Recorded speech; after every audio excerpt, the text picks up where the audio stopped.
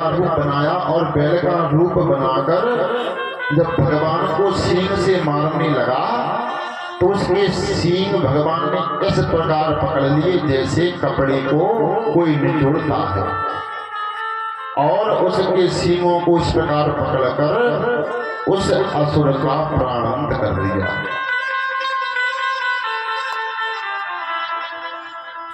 अब कंस बहुत भयभीत हो गया।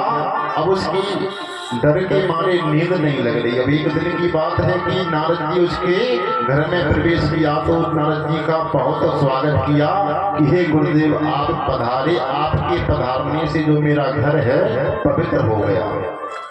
जब नाना प्रकार से नारद जी का उन्होंने स्वागत किया तो कंस ने पूछा कि महाराज एक बात बताओ कि जो ब्रज में दो वृंदावन में दो बालक हैं नंद बाबा के, एक है कृष्ण एक है बलराम, और जब दोनों बालकों को मैंने मारने के लिए कितने ही राक्षस भेजे लेकिन आज भी कोई वापस नहीं आया और सबको उस बालकों ने सबको मौत के घाट उतार दिया। अब ये बताओ क्या प्रश्न करना चाहिए? तो नारद जी कहते हैं कि सुनो राजा, ये जो दोनों पुत्र हैं ये तुम्हारी बहन देवकी के 8वें पुत्र हैं। इतना सुना तो कंस लाल हो गया कि ये कैसे हो गया। तो नारद कहते हैं कि ये तुम्हारा 8वां बालक है, ये स्वयं इसको नंद भवन में छोड़ाए थे। जब इतना सुना तो उसने अपनी तलवार निकाल ली और कहा कि मैं वसुदेव को जीवित नहीं छोड़ूंगा, क्योंकि वसुदेव ने मुझसे कहा था कि मेरे जितने भी बालक होंगे मैं उन बालकों को तुमको स्वयं सौंप दूंगा, लेकिन ये बालक उसने मुझे नहीं सौंपा और तलवार उठा ली। जैसे ही तलवार उठाई निषाद सम्मतम वसुदेव जंगया निवार्तो नारदेन तत्सौ मृत्युमात्मनः। तो नारद जी कैसे हैं कि हे राजन, ये वक्त तलवारबाजी का नहीं है, ये सोचने और समझने का वक्त है, क्योंकि आपने मान के चलो आप कृष्ण और उसके भाई को बलदाऊ को तो नहीं मान सकते, लेकिन किसको मारोगे? तो आप वसुदेव और देवकी को ही मारने जा रहे हो ना, उनको मारने से क्या फायदा? अब ऐसा करो, अपनी बुद्धि चलाओ और ऐसा उपाय सोचो जिससे दोनों बालक तुम्हारे यहाँ पर आ जाए। कंस ने कहा कि महाराज मेरी बुद्धि तो बिल्कुल भ्रमित हो गई है, आप ही बताओ। तो नारद जी कहते हैं कि ऐसा करो, कोई मेला ठेला का आयोजन करो, क्योंकि जो छोटे बच्चे होते हैं उनको मेला जाने का बहुत शौक होता है। इतना सुना तो कंस भगवान नारद के पैरों में गिर पड़ा। अहो भाग्य महान, मेरे ऐसे मैंने ये तो कभी नहीं सोचा था। और जब इस प्रकार नारद जी ने कहा तो नारद तो अंतर ध्यान हो गए।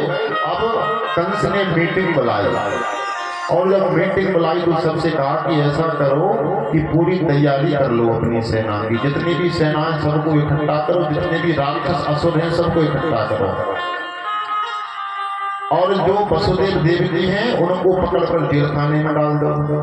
तो उनको जब दोनों को जेल खाने में डाल दिया तो उनका एक राक्षस था, उसका नाम था केसी। उसने कहा कि हे कंस महाराज, मैं आपका विश्वास पात्र दूत हूँ और अगर आपकी आज्ञा हो तो मैं दोनों बालकों को निपटा कर आ रहा हूँ। जैसे ही उसने सुना तो कंस ने केसी राक्षस को आशीर्वाद दिया कि जाओ और उन दोनों को मारकर मेरे सामने पेश करो। जैसे ही वह केसी नाम का असुर भगवान को मारने के लिए जाता है तो उसने एक घोड़े का रूप बना लिया, और जैसे ही घोड़े का रूप बनाकर भगवान को खाने के लिए दौड़ा तो भगवान ने अपना मोह से उसको श्वास से ही उड़ा दिया। जब वापस आया तो उसके मुंह को फाड़कर उसके 2 टुकड़े करके उसको देहांत कर दिया।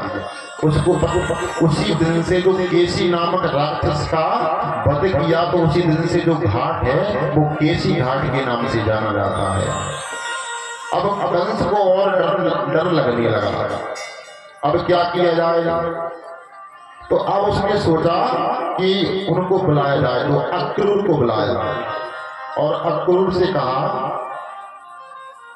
कि ऐसा काम करो, अपन एक मेले का आयोजन कर रहे हैं और तुमको एक काम है मित्र कि तुमको वृंदावन जाना है और वृंदावन जाकर जो नंद बाबा के दोनों पुत्र हैं उनको किसी ना किसी बहाने से यहाँ पर लेकर आना है।